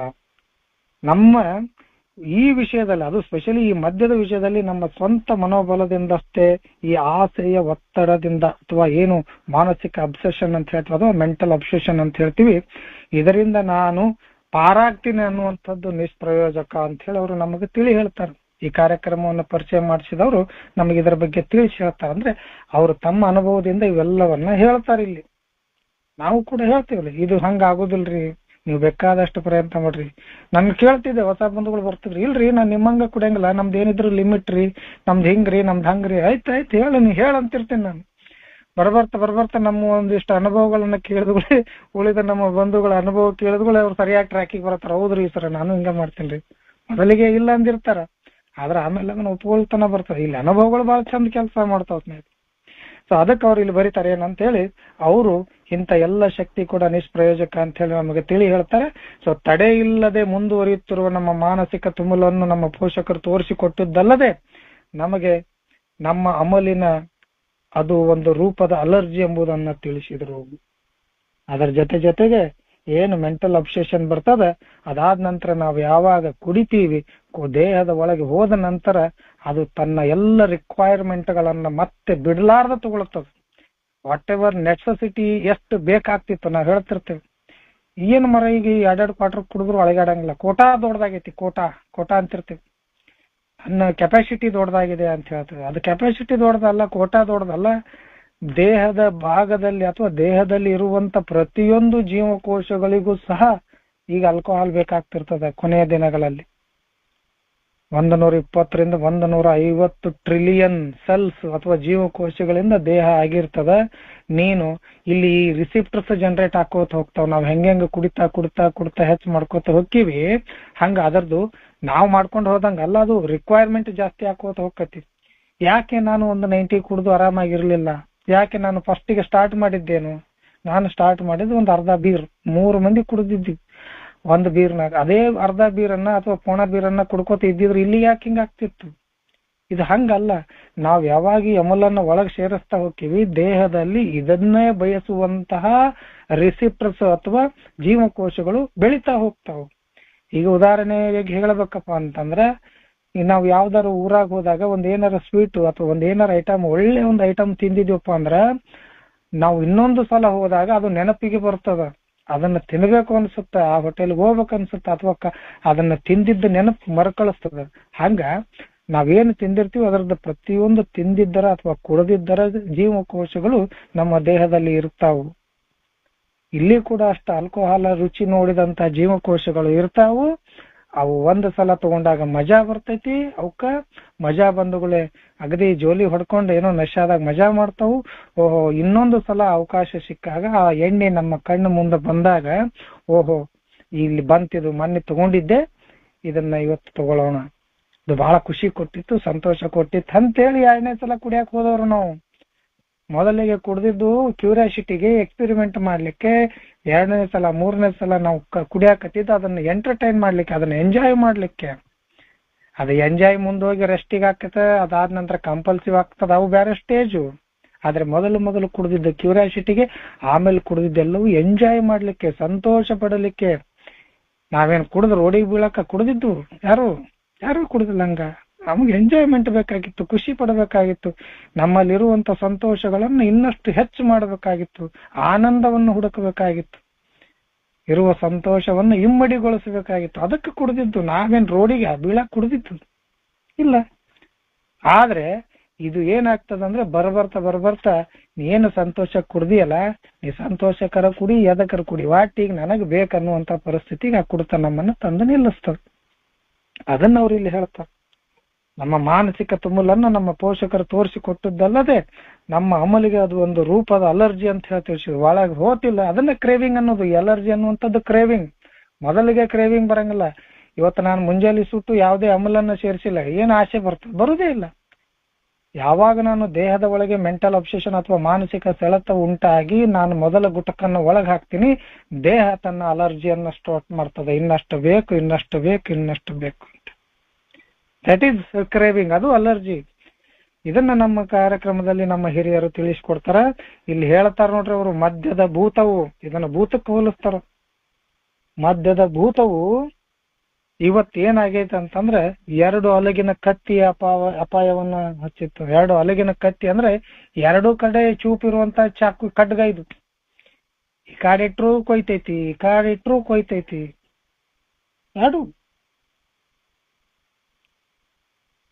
ಎರಡು ಕಡೆ ನೀನು ಕುಡಿದ್ರೂ ಕಷ್ಟ, ಕುಡಿದೇ ಇದ್ರೂ ಕಷ್ಟ ಅನ್ನುವಂತ ಸಮಸ್ಯೆಗೆ ತಂದು ನಮ್ಮನ್ನ ಕುಂದರ್ಸ್ಬಿಟ್ಟಿದ ಸ್ನೇಹಿತರೆ. ಅವ್ರು ಬಾಳ ಚಂದ ಹೇಳ್ತಾರೆ, ಡಬಲ್ ಎಡ್ಜೆಡ್ ಸ್ವಾರ್ಡ್, ಖಡ್ಗ, ಕತ್ತಿ, ಮತ್ತೇನಂತಾರ ಅದು ಮಚ್ಚ ಅನ್ಕೊಡ್ರಿ. 2 ಕಡೆ ಚೂಪಿದ್ದಿದ್ದು, ಕುಡಿದ್ರು ಕಷ್ಟ, ಕುಡಿಲಾರದಿದ್ರು ಕಷ್ಟ ಅನ್ನುವಂತ ಪರಿಸ್ಥಿತಿಗೆ ಲಾಸ್ಟಿಗೆ ನಮ್ಮನ್ನ ತಂದು ಇಡ್ತದ ಸ್ನೇಹಿತರೆ. ಅದು ನಮಗಿಲ್ಲಿ ಬಹಳ ಚಂದ ಬರೀತಾರ ಅವರು. Tyrant alcohol wield a double edged sword over us. ನಾವು ಅದನ್ನು ಕುಡಿತಿದ್ವಿ, ಆಮೇಲೆ ಅದು ನಮ್ಮನ್ನು ಕುಡಿಯಕ್ ಚಾಲು ಆತ್ಮ. ನೀನು ಬೇಕಂದ್ರೂ ಕುಡಿತಿತ್ತು, ನೀನು ಬ್ಯಾಡ ಅಂದ್ರೂ ಕುಡಿತಿತ್ತು, ನಿಂದ ಏನು ನಡೀತಿದ್ದಿಲ್ಲ ಅದ್ರ ಮುಂದೆ ಅನ್ನೋಂಗ ಆಗ್ಬಿಡ್ತು. ನಾನು ಸಾಕಷ್ಟು ಕಂಟ್ರೋಲ್ ಮಾಡ್ತಿದ್ದೆ, ಈಗ ಬ್ಯಾಡ್ ಅಂತ. ಮೊದಲಿಗೆ ಹಾಕಿತ್ತು, ಸ್ವಲ್ಪ ಕಂಟ್ರೋಲ್ ಇರ್ತಿತ್ತು ಮೊದಲಿಗೆ. ಆದ್ರೆ ಸಮಯ ಹೋದಂಗೆ ಇದು 1 ದಿವಸ 2 ದಿವಸಕ್ಕಾಗಿಲ್ಲ, ಸಾಕಷ್ಟು ಸಮಯ ತಗೊಂಡತ್ತೆ. ನಿಧಾನವಾಗಿ ಸೂಕ್ಷ್ಮವಾಗಿ ಬೆಳ್ಕೊಂತ ಹೋಗತ್ತೆ ಅಂತ ಹೇಳ್ತಾರೆ. ಸ್ಲೋ ಪಾಯ್ಸನ್ ಫಸ್ಟಿಗೆ ಮಿನಿಮಮ್ 1-2 ವರ್ಷ ತಗೋತದೆ ಮಿನಿಮಮ್. ಇದು ಅಲ್ಲಿ ಮಟ್ಟ ಏನಾಗುದಿಲ್ಲ, ಆಮೇಲೆ ಚಾಲು ಆಕತ್ತಿದ್ರದೆಲ್ಲ. ಸೊ ಇಲ್ಲಿ ಬರೀತಾರ ಅವ್ರು, ಮೊದಲಾಗಿ ನಾವು ಈ ಹುಚ್ಚಾದ ಹಾಗೂ ವಿವರಿಸಲು ಸಾಧ್ಯವಾದ ಕುಡಿತದ ಆಶಯ ಹಿಡಿತಕ್ಕೊಳಪಟ್ಟೆವು. ಇದನ್ನು ವಿವರಿಸಕ್ ಆಗ್ತಿದ್ದಲ್ಲ, ಯಾಕೆ ಕುಡಿಬೇಕಂತ ನಾನು ಗುರ್ತಾಕಿದ್ದಿಲ್ಲ ನಮ್ಗೆ. ಸುಮ್ಮನೆ ಕುಡಿಯಕ್ ಹೋಗ್ತಿದ್ವಿ. ಎದಕ್ ಕುಡಿತೀವಿ, ಏನ್ ಕಾರಣ, ಏನೂ ಇಲ್ಲ. ಇದನ್ನ ವಿವರಣೆ ಯಾಕೆ ಕುಡಿದೆ ಅಂತ ಕೇಳ್ತಿದ್ರು ನನಗೆ. ಯಾಕೆ ಕುಡಿದೆ ಅಂದ್ರೆ ಉತ್ತರನೇ ಇರ್ತಿರ್ಲಿಲ್ಲ. ಹೇಳಕ್ ಮೊದಲು ನೆವ ಸಿಕ್ತಿತ್ತು, ಪಾರ್ಟಿ ಇತ್ತು, ಅದು ಇತ್ತು, ಫಂಕ್ಷನ್ ಇತ್ತು, ಬರ್ತ್ಡೇ ಇತ್ತು, ನೌಕರಿ ಇತ್ತು, ಟ್ರಾನ್ಸ್ಫರ್ ಆಯ್ತು, ಅದು ಆಯ್ತು, ಬರ್ಬರ್ತ ನೆವಾನ ಇರ್ತಿರ್ಲಿಲ್ಲ, ಹೇಳಕ್ ಕಾರಣನೇ ಇರ್ತಿರ್ಲಿಲ್ಲ. ಕೊನೆಗೆ ಹೆಂಗ್ ಕುಡಿತಿದ್ವಿ ಅಂದ್ರೆ ಅದು ಟೇಸ್ಟ್ಲೆಸ್. ಸರ ಅದು ಹೆಂಗ್ ಹೋಗತ್ತೆ, ಸುಮ್ಮನೆ ನೀರು ಕುಡ್ದಂಗೆ ಕುಡಿ, ಸುಮ್ಮನೆ ಬಾರ್ನ ಹೋಗಿ ಕುಂದ್ರದು, ಮೊಬೈಲ್ ತೆಗಿದು ಆರ್ಡರ್ ಮಾಡೋದು. ಅದು ಟೇಸ್ಟು ಗುರ್ತಾಕಿದ್ದಿಲ್ಲ, ಲಾಸ್ಟಿಗೆ ನಿಶೆನೂ ಹಾಕಿದ್ದಿಲ್ಲ. ಹೋಗಿ ಕಡೆ ಲಾಸ್ಟಿಗೆ ನಾನು ನಿಶೆನ ಹಾಕಿದ್ದಿಲ್ಲ. ಏನ್ ಮಾಡೋದು, ಎಷ್ಟಂತ ಕುಡಿಯೋದು. ಅದಕ್ಕೆ ಅವ್ರು ಹೇಳ್ತಾರೆ, ಇಲ್ಲಿ ಹುಚ್ಚಾದ ಹಾಗೂ ವಿವರಿಸಲು ಸಾಧ್ಯವಾದ ಕುಡಿತದ ಆಶಯ ಹಿಡಿತಕ್ಕೊಳಪಟ್ಟೆವು ಮತ್ತು ಇದೇ ರೀತಿ ನಾವು ನಮ್ಮನ್ನೇ ನಾಶಗೊಳಿಸುವ ಕ್ರಿಯೆಯತ್ತ ನಿಧಾನವಾಗಿ ಮುಂದುವರಿಯುತ್ತಿದ್ದೆವು. ಏಕಾಂಗಿಯಾಗಿ ನಾನು ಒಬ್ಬನೇ ಈ ಕುಡಿತದಿಂದ ಹೋರಾಟ ಮಾಡಿ ಅಥವಾ ಕುಡಿತ ಯಾರ ಅನ್ಮ್ಯೂಟ್ ಆಗಿದ್ದಾರೆ ನನಗ್ ಕಾಣಂಗಿಲ್ಲ ಇಲ್ಲಿದೆ. ಏಕಾಂಗಿಯಾಗಿ ಈ ಕುಡಿತದ ಎದುರು ಅಥವಾ ಈ ಮದ್ಯದ ಎದುರು ನಾನು ಒಬ್ಬನೇ ಹೋರಾಟ ಮಾಡಿ ಹೋರಾಟದಲ್ಲಿ ನಾನು ಜಯ ಸಾಧಿಸಿದೀನಿ ಅನ್ನೋಂಥವ್ರು ಬಹಳ ಕಡಿಮೆ ಇದಾರ. ಇಲ್ಲ ಅಂತ ಹೇಳಂಗಿಲ್ಲ, ಈ ಕಾರ್ಯಕ್ರಮದಾಗ ಬಂದ ಮಾತ್ರ ಬಿಡ್ಬೇಕಂತೇನಿಲ್ಲ, ಅದನ್ನು ಹೇಳ್ತೇನೆ. ಮತ್ತೆ ಇದಾರೆ, ನಾನು ನೋಡೀನಿ, ಕೆಲವೊಬ್ಬರು ಇದಾರೆ. ಯಾವ್ದೋ ಒಂದು ಕಾರಣಕ್ಕೆ ನಿನ್ನೇನು ಮೊನ್ನೆ ಹೇಳಿದೆ, ಯಾವ್ದೋ ಒಂದು ಕಾರಣಕ್ಕೆ ಬಿಟ್ಟವ್ರು ಅದಾರ, ಇಲ್ಲ ಅಂತಲ್ಲ. ಬಹಳ ಕಡಿಮೆ ಜಯ ಸಾಧಿಸಿದವರು ಬಹಳ ಕಡಿಮೆ ಮಂದಿ. ಇವತ್ತಿಗೂ ಸ್ಟಾಟಿಸ್ಟಿಕ್ಗಳ ಮೂಲಕ ಅಥವಾ ಅಂಕಿ ಸಂಖ್ಯೆಗಳ ಮೂಲಕ ನಾವು ತಿಳಿಯೋದಂತ ಸತ್ಯ ಏನಪ್ಪಾ ಅಂದ್ರೆ, ಮದ್ಯ ವ್ಯಸನಿಯು ಯಾವುದೇ ಆಧಾರವಿಲ್ಲದೆ ತನ್ನಷ್ಟಕ್ಕೆ ತಾನೇ ಗುಣ ಹೊಂದಿದ್ದು ಅಥವಾ ತನ್ನಷ್ಟಕ್ಕೆ ಗುಣ ಹೊಂದಿದ್ದು ಅತ್ಯಂತ ಅಪರೂಪ, ಕಡಿಮೆ. And this had been true apparently even since. ಅಲ್ಲಿಂದ ಅಂದ್ರೆ ಯಾವತ್ತು ಮನುಷ್ಯ ಈ ಎಣ್ಣೆಯನ್ನ ತಯಾರು ಮಾಡ್ಲಿಕ್ಕೆ ಕಲ್ತ ಅವತ್ತಿನಿಂದ ಇದು ನಡ್ಕೊಂಡ ಬಂದೈತಿ ಅಂತ ಅರ್ಥ. ಅದು ಈ ಮನುಷ್ಯನು ದ್ರಾಕ್ಷಿ ಹುಳಿಯನ್ನು ತಯಾರಿಸಲು ಯಾವಾಗ ಕಲ್ತ ಅವತ್ತಿನಿಂದ ಇದು ನಡ್ಕೊಂಡು ಬಂದದ. ಇದನ್ನ ಕಹಿ ಸತ್ಯ ಇದು ಅಂತ ಹೇಳ್ತಾರೆ. ಓದಿ ಸರ್ ಮುಂದೆ. ಏಳೆಯ ಪ್ರಾರಂಭಿಕ ದಿನಗಳಲ್ಲಿ ಅತೀವ ವಿನಾಶದ ಅಂಚಿಗೆ ತಲುಪಿದವರ ಹೊರತು ಇತರರಿಗೆ ಈ ಸತ್ಯವನ್ನು ಅರಗಿಸಿಕೊಳ್ಳುವುದು ಸಾಧ್ಯವಾಗಲಿಲ್ಲ. ಈ ಅಂತಿಮ ಘಟ್ಟದಲ್ಲಿ ಇರುವವರಿಗೂ ಸಹ ನಾವು ಎಂತಹ ನಿರಾಶಾದಾಯಕ ಸ್ಥಿತಿಯಲ್ಲಿದ್ದೇವೆ ಎಂಬುದನ್ನು ಅರ್ಥೈಸಿಕೊಳ್ಳುವುದು ಕಷ್ಟವಾಗುತ್ತಿತ್ತು. ಆದರೆ ಕೆಲವರು ತಿಳಿದುಕೊಂಡರು. ಇವರು ಮುಳುಗುವ ವ್ಯಕ್ತಿ ಯಾವುದೇ ಜೀವರಕ್ಷಕ ವಸ್ತುವನ್ನು ಹಿಡಿದುಕೊಳ್ಳುವಂತೆ ಈ ಹೆಜ್ಜೆಗಳನ್ನು ಪಾಲಿಸಿದರು. ಹೆಚ್ಚಿನವರು ಗುಣವಾದರು. ಹಾಗಾಗಿಯೇ ಪುಸ್ತಕ ಪ್ರಕಟಗೊಂಡಾಗ ನಮ್ಮ ಸದಸ್ಯತ್ವವು ಬಹಳ ಸಣ್ಣದಿದ್ದು ತಳಮುಟ್ಟಿದ ರೋಗಿಗಳಿಗಷ್ಟೇ ಸೀಮಿತವಾಗಿತ್ತು. ಕಡಿಮೆ ಕರಾಳ ಸ್ಥಿತಿಯಲ್ಲಿದ್ದವರು ಎಯನ್ನು ಪ್ರಯತ್ನಿಸಿದಾಗ ಅವರಿಗೆ ಪ್ರಯೋಜನಕವಾಗಲಿಲ್ಲ, ಏಕೆಂದರೆ ಅವರು ಸಂಪೂರ್ಣವಾಗಿ ನಿಸ್ಸಹಾಯಕತೆಯನ್ನು ಒಪ್ಪಿರಲಿಲ್ಲ. ಧನ್ಯವಾದಗಳು. ಮೊದಲ ಪ್ರಾರಂಭಿಕ ದಿನಗಳಲ್ಲಿ ಏನಂತ, ಎ ಪೈನರಿಂಗ್ ಟೈಮ್ ಯಾವಾಗಿದು ಚಾಲು ಆತು, ಆ ಸಮಯದಲ್ಲಿ ಅತೀವ ವಿನಾಶದ ಅಂಚಿಗೆ ತಲುಪಿದವರು ಹೊರತು ಅತೀವ ಫುಲ್ ಏನು ನಾವು ಈ ವರ್ಡ್ ಅನ್ನ ಯೂಸ್ ಮಾಡ್ತೇವಲ್ಲ, ಯಾವ್ದಿಲ್ಲ ಟೋಟಲಿ ರಾಕ್ ಬಾಟಮ್ ಅಂತ ಹೇಳ್ತೀವಲ್ಲ, ಅದಕ್ಕಿಂತ ಹೆಚ್ಚಾಗಿ ದೈಹಿಕವಾಗಿ ಕೃಷಗೊಂಡವ್ರು. ಇನ್ನೇನಪ್ಪ ಸ್ವಲ್ಪ ದಿನದಲ್ಲಿ ಲಿವರ್ ಸಿರೋಸಿಸ್ ಆದವರು, ಹೊಟ್ಟೆ ಉಬ್ಬಿಸ್ಕೊಂಡವ್ರು, ಊಟ ಗೀಟ ಬಂದ್ ಆದಂಥವ್ರು, ಅಂಥವ್ರು ಮಾತ್ರ ಈ ಸತ್ಯವನ್ನು ಅರಗಿಸ್ಕೊಳಕ್ ಆಗ್ಲಿಲ್ಲ. ಇಂಥ ಅಂತಿಮ ಘಟ್ಟದಲ್ಲಿ ಇರುವವರಿಗೂ ಸಹ ತಾವು ಎಂತ ನಿರಾಶಾದಾಯಕ ಸ್ಥಿತಿ ಎಲ್ಲಿದ್ದೇವೆ ಅನ್ನುವಂಥದ್ದು ಅರ್ಥ ಮಾಡ್ಕೊಳ್ಳೋದು ಕೂಡ ಕಷ್ಟ ಆಗ್ತಿತ್ತು. ಎಸ್ ಸ್ನೇಹಿತರೆ, ಇದಕ್ಕೊಂದು ಉದಾಹರಣೆ, ಬಹಳ ಅದ್ಭುತವಾದಂತ ಒಂದು ಉದಾಹರಣೆ ನನ್ನ ಕಣ್ಣ ಮುಂದೆ ಇತ್ತು ಸ್ನೇಹಿತರೆ. ನನಗಿಂತ ಸಣ್ಣ ಒಂದು 8-10 ವರ್ಷ ಸಣ್ಣ ಹುಡುಗ ಜೊತೆಯಲ್ಲೇ ಕುಡಿತಿದ್ವಿ. ಆದ್ರೆ ಅವನಿಗೆ ಲಿವರ್ ಸಿರೋಸಿಸ್ ಆಗಿ ಲಿವರ್ ಫುಲ್ ಅಬ್ಡಮಿನಲ್ ಅಸೈಟಿಸ್ ಆಗಿ ಹೊಟ್ಟೆ ಎಲ್ಲ ಉಬ್ಬಿ, ಇನ್ನು ಡಾಕ್ಟರ್ ಕಡೆ ಸಾಕಷ್ಟು ಎಲ್ಲ ಕಡೆ ತೋರಿಸಿದ್ರು. ಲಾಸ್ಟ್ ಕೊನೆಗೆ ಡಾಕ್ಟರ್ ಹೇಳಿದ್ರು, ನೀ ಕೋಟಿ ಕೊಟ್ಟರು ಏನೂ ಆಗಂಗಿಲ್ಲ, ಸೀದಾ ಮನೆಗೆ ಒಯ್ದು ಹಾಕೋರಿ ಅಂತ ಹೇಳಿ. ಸುಮ್ನೆ ಕುಡ್ದಿದ್ವಿಲ್ಲ ಜೊತೆಗೆ ಅಂತ ಹೇಳಿ ನೋಡಕ್ ಹೋದ್ರೆ ಅವನ ಹೊಟ್ಟಿ ಇಷ್ಟೆಲ್ಲ ಆಗಿತ್ತು, ಇನ್ನೇನು ಎದ್ದು ಹೇಳಕ್ ಆಗುದಿಲ್ಲ. ಬಹಳ ಸಣ್ಣ ಅವ್ನ ಅನ್ಕಿ, ಏನು ಎದ್ದು ಹೇಳಕ್ ಆಗ್ತಾ ಇಲ್ಲ. ಆದ್ರೂ ಕೂಡ ಎದ್ದು ಹೋಗು ಮುಂದಾಗ ಹಿಂಗ್ ಕೈ ಹಿಡಿತಾನೆ. ಕೈ ಹಿಡ್ದ ಯಾಕೋ ಅಂದ್, ಒಂದ 90 ಜಿನ್ ತಂದ್ಕೊಟ್ಟೋಗ ಹೇಳ್ತಾನ. ಅವನು ಸಣ್ಣಗ್ ಹೇಳ್ತಾನೆ, ಒಂದ 90 ಜಿನ್ ತಂದ್ಕೊಟ್ಟು ಹೋಗಣ್ಣ, ಹಂಗೂ ಹೊಕ್ಕಿನಿ ಹಿಂಗೂ ಹೊಕ್ಕಿನಿ, ಕುಡ್ಸಾಯ್ತು. ಈ ಯಾವ ಸ್ಥಿತಿಗೆ ತಂದು ನಿಲ್ಲಿಸ್ತದ ನೋಡಿ ಸ್ನೇಹಿತರೆ. ಇದು ನಾವು ನೋಡಿದ್ದು, ನಾನು ಕುಡಿತಿದ್ದೆ ಅವಾಗಿನ್ನ. ನಮಗ ಅಂತಿದ್ರು ಜನ, ನಿಂದ ಪರಿಸ್ಥಿತಿ ಇದೆ ಮಗನ ಅಂತಿದ್ರು. ಅಂತ ಕೊನೆಯ ಘಟ್ಟದಲ್ಲಿ ಇದ್ದಾಗ ಕೂಡ ಅವ್ರು ಎಂತಹ ಒಂದು ನಿರಾಶಾದಾಯಕ ಸ್ಥಿತಿಯಲ್ಲಿ ಇದೀವಿ ಅಂತ ಹೇಳಿ ಅರ್ಥ ಮಾಡ್ಕೊಳಕ್ ಆಗೋದಿಲ್ಲ ಸ್ನೇಹಿತರೆ ಕೆಲವೊಬ್ಬರಿಗೆ. ಇವತ್ತು ನಾನು ಅರ್ಥ ಮಾಡ್ಕೊಂಡಿನಿ ಕುಂತೀನಿ ಅನ್ನುವಂಥದ್ದು ದೊಡ್ಡ ಸ್ಥಿತಿ ಅಲ್ಲ. ಸಾಕಷ್ಟು ಜನರಿಗೆ ಇದು ಅರ್ಥನೇ ಆಗುದಿಲ್ಲ.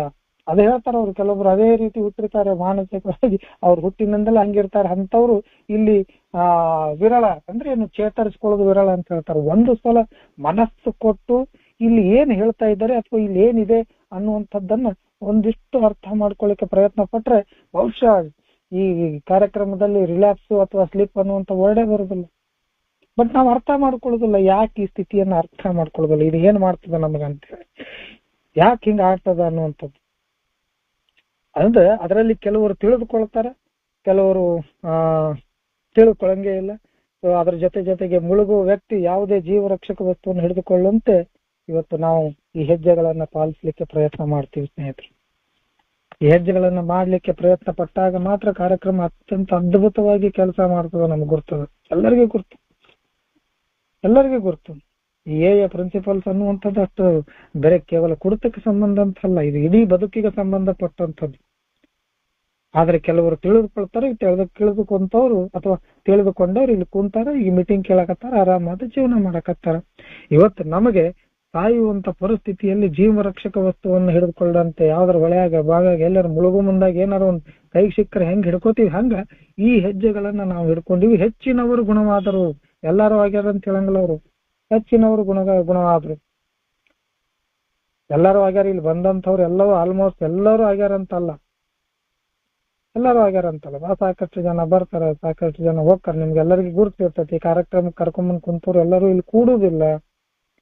ಯಾಕೆ ಕೂಡುದಿಲ್ಲ ಅಂದ್ರೆ ಅವ್ರಿಗೆ ಈ ರೋಗ ಅರ್ಥ ಮಾಡ್ಕೊಳಕ್ ಆಗೋದೇ ಇಲ್ಲ. ಅದನ್ನ ಹೇಳ್ತಾರ ಅವ್ರು ಎಂತ ನಿರಾಶಾದಾಯಕ ಸ್ಥಿತಿಯಲ್ಲಿ ಇದ್ದೀವಿ ಅನ್ನುವಂಥದ್ದನ್ನ ಅರ್ಥ ಮಾಡ್ಕೊಳಕ್ ಆಗುದಿಲ್ಲ, ಅದನ್ನ ನುಂಕುಗೊಳಕ್ ಆಗುದಿಲ್ಲ. ಸಾಲವ್ ಅಂಡ್ ಡೈಜೆಸ್ಟ್ ಅನ್ಪ್ಲೇಟಬಲ್ ಟ್ರೂತ್, ಇದನ್ನ ಅಳಗಾಡ್ಲಾರ್ದಂತ ಒಂದು ಕಹಿ ಸತ್ಯವನ್ನ, ಅನ್ಪ್ಲೇಟೇಬಲ್, ಇದನ್ನ ಅಳಗಾಡ್ಲಾರ್ದಂತ ಕಹಿ ಸತ್ಯವನ್ನ ಅವರು ಅರಗಿಸ್ಕೊಳಕ ರೆಡಿ ಇಲ್ಲ ಅವರು. ಬಹುಶಃ ನಾವು ಕೂಡ ಅರ್ಥ ಮಾಡ್ಕೊಲಿಲ್ಲ ಅಂದ್ರೆ, ಅಥವಾ ನಮ್ಮ ಹಿರಿಯ ಬಂಧುಗಳು ನಮಗೆ ಸಹಾಯ ಮಾಡ್ಲಿಲ್ಲ ಅಂದ್ರೆ ನಾವು ಅರ್ಥ ಮಾಡ್ಕೊತಿದ್ವಿ ಇಲ್ಲ ಅಂತ ಗೊತ್ತಿಲ್ಲ. ಅರ್ಥ ಮಾಡ್ಕೊಂಡಿವಿ, ಇಲ್ಲಿ ಕೂತೀವಿ ನಿಯತ್ ಅಂತ ಹೇಳಂತ ಅಲ್ಲ ನಾವು ಹೇಳೋದು. ಆದ್ರೆ ಹೊಸಬರು ಇವುಗಳನ್ನ ಅರ್ಥ ಮಾಡ್ಕೊಳಕ್ ಹೇಳುದಲ್ಲ. ಅದರಲ್ಲಿ ನನ್ನ ತಪ್ಪು ಕೂಡ ಇರ್ತದೆ. ನಾನು ಈ ರೋಗದ ಬಗ್ಗೆ ಅಥವಾ ಈ ಹೆಜ್ಜೆಗಳ ಬಗ್ಗೆ, ಈ ಕಾರ್ಯಕ್ರಮದ ಬಗ್ಗೆ ಸರಿಯಾಗಿ ಮಾಹಿತಿಯನ್ನು ಕೊಡ್ಲಿಕ್ಕೆ ನನ್ನಲ್ಲಿ ಕಂಟೆಂಟ್ ಇರುವುದಿಲ್ಲ. ನಾನು ಅನುಭವಗಳನ್ನ ಹೇಳ್ತೀನಿ, ಎಷ್ಟು ಸಲ ಹೇಳಿದ್ರೆ ಅದೇ ಅನುಭವಗಳನ್ನ ಹೇಳ್ತೀನಿ. ಆದ್ರೆ ಇದರಿಂದ ಹೊರಗೆ ಹೇಗೆ ಬಂದೆ, ಇದು ಯಾವ ರೀತಿ ಕೆಲಸ ಮಾಡ್ತದ ಅನ್ನುವಂಥದ್ದನ್ನ ನಾನು ಹೇಳುದೇ ಇಲ್ಲ. ನನಗೆ ಗೊತ್ತಿಲ್ಲ ಏನ್ ಹೇಳ್ಬೇಕು. ಅದಕ್ಕೆ ಅವ್ರು ಹೇಳ್ತಾರೆ, ಇವನು ಓದ್ರಿ ಬಿಗ್ ಬುಕ್ ಓದ್ರಿ, ಒಬ್ಬರನ್ನ ಯಾರನ್ನಾರು ತಗೊಳ್ರಿ, ಅವ್ರು ಕೂಡ ಮಾತಾಡ್ರಿ. ಈ ಕಾರ್ಯಕ್ರಮವನ್ನು ಹೆಂಗ ಪಾಲಿಸ್ಬೇಕಂತಂದ್ರ, ನಾನು ತಿಳ್ಕೊಂಡಿದ್ದ ನಾನು ವೈಯಕ್ತಿಕವಾಗಿ ಇಡೀ ಬದುಕಿನ ತುಂಬಿ ಅಥವಾ ನನ್ನ ಕೊನೆ ಉಸಿರಿರುವ ತನಕ ನಾನು ಈ ಕಾರ್ಯಕ್ರಮದಾಗಿದ್ರೆ ಮಾತ್ರ ನಾನು ಕುಡಿತದಿಂದ ದೂರ ನಿಲ್ತೀನಿ ಅನ್ನುವಂಥದ್ದು ತಲೆಯಾಗ ಬಂದ್ಬಿಟ್ಟತ್ ನನಗೆ.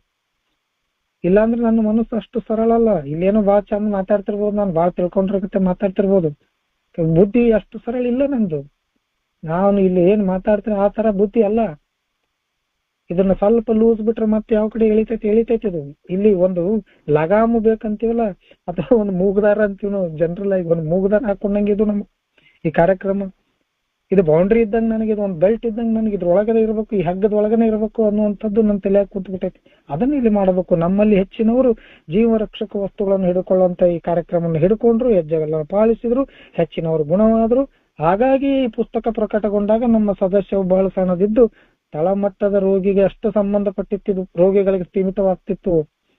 ತಳಮಟ್ಟದ ಅಂದ್ರೆ ಈಗ ರಾಕ್ ಬಾಟಮ್ ಅಂತ ಹೇಳ್ತೀವಲ್ಲ, ಬಹಳ ಡೀಪ್ ಆಗಿ ಹೋದಂತವ್ರಿಗೆ ಮಾತ್ರ ಇದು ಅವಾಗ ಆಗ್ತಿತ್ತು. ಬಟ್ ಕಡಿಮೆ ಕರಾಳ ಸ್ಥಿತಿಯಲ್ಲಿದ್ದವರು ಎಯನ್ನು ಪ್ರಯತ್ನಿಸಿದಾಗ ಅವರಿಗೆ ಪ್ರಯೋಜನಕಾರಿ ಆಗಲಿಲ್ಲ. ಏಕೆಂದ್ರೆ ಅವರು ಸಂಪೂರ್ಣವಾಗಿ ನಿಸ್ಸಹಾಯಕತೆಯನ್ನ ಅವಾಗ ಒಪ್ಪಲಿಲ್ಲ.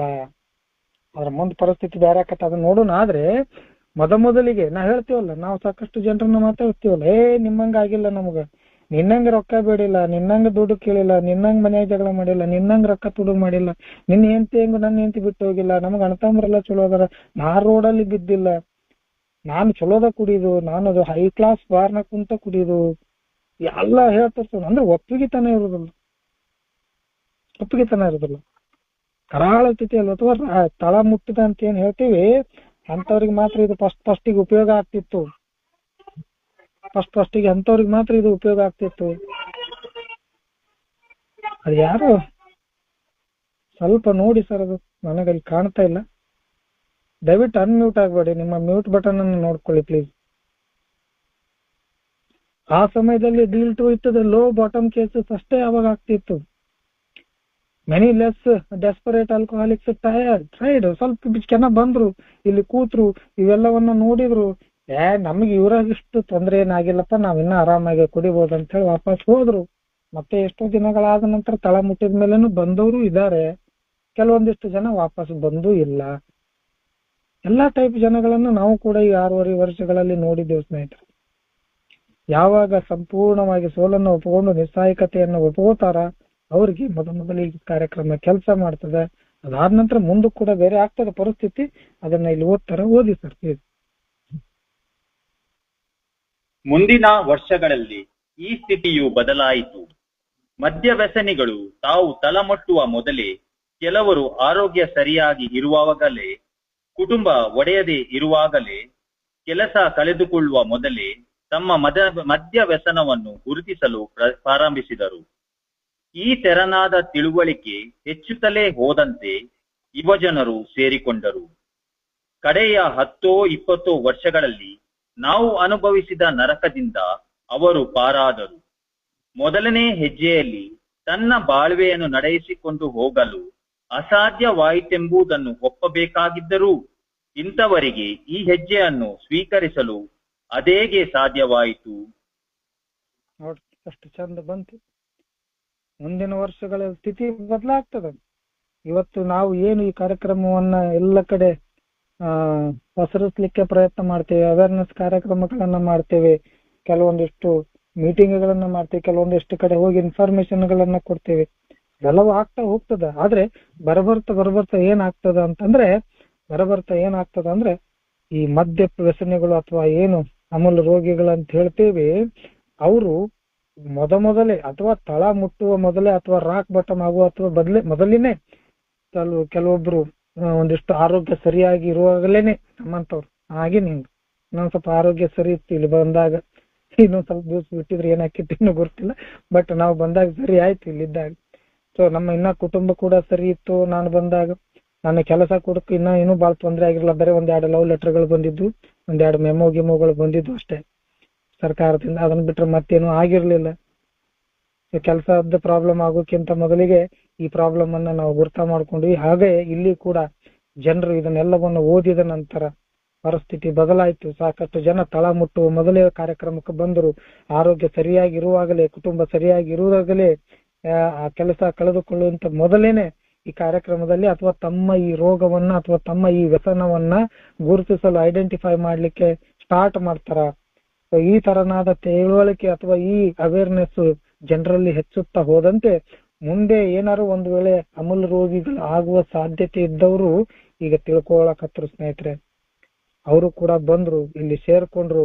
ಜೀವನದ ಕೊನೆಯ ಏನು 10-20 ವರ್ಷಗಳದಾವಲ್ಲ ಅವುಗಳನ್ನ ಆನಂದದಿಂದ ಅನುಭವಿಸಿದ್ರು.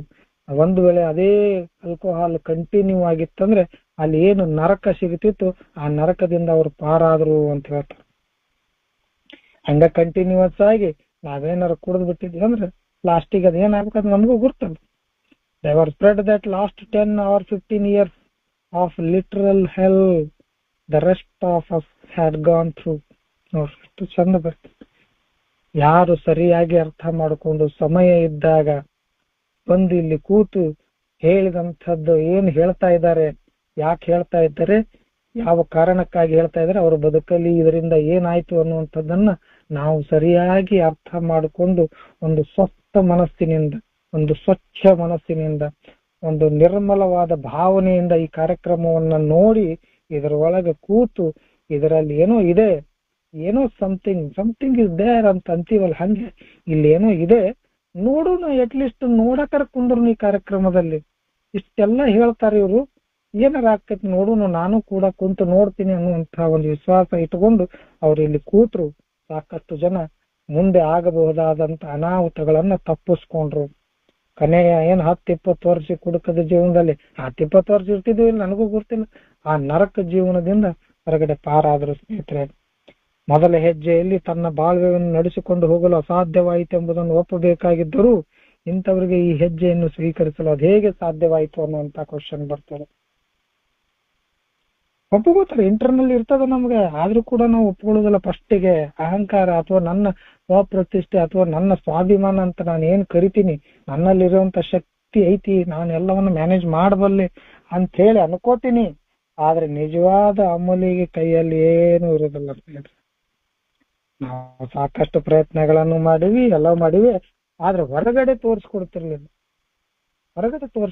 ಇಲ್ಲಿ ಸಂಬಂಧಗಳು ಹಾಳಾಗಿತ್ತು, ಮನೆಯ ಪರಿಸರ ಹಾಳಾಗಿತ್ತು, ನಮ್ಮ ಮೌಲ್ಯಗಳಿಗೆ ವ್ಯಾಲ್ಯೂ ಇರಲಿಲ್ಲ, ನಮ್ಮ ಆದರ್ಶಗಳು ಹೋಗಿದ್ದು, ನಮ್ಮ ದೈಹಿಕ ಪರಿಸ್ಥಿತಿ ಕೆಟ್ಟಿತ್ತು, ಸಾಮಾಜಿಕ ಅಪಿಯರೆನ್ಸ್, ಸಮಾಜದಲ್ಲಿ ನಾವು ಹೇಗೆ ಕಾಣಿಸ್ತಿದ್ವಿ ಜನರಿಗೆ ಅನ್ನುವಂತ ಅದು ಹೋಗಿತ್ತು, ನಮ್ಮ ಮೇಲೆ ಇರುವಂತ ಅಲ್ಪ ಸ್ವಲ್ಪ ಗೌರವ ಕಡಿಮೆ ಆಗಿತ್ತು, ಮಾಡುವ ಉದ್ಯೋಗದಲ್ಲಿ ನಮ್ಗೆ ನಿಯತ್ತು ಕಡಿಮೆ ಆಗಿತ್ತು, ಅಲ್ಲಿ ಕೂಡ ಕಂತ್ರಿ ಕೆಲಸ ಮಾಡ್ತಿದ್ವಿ.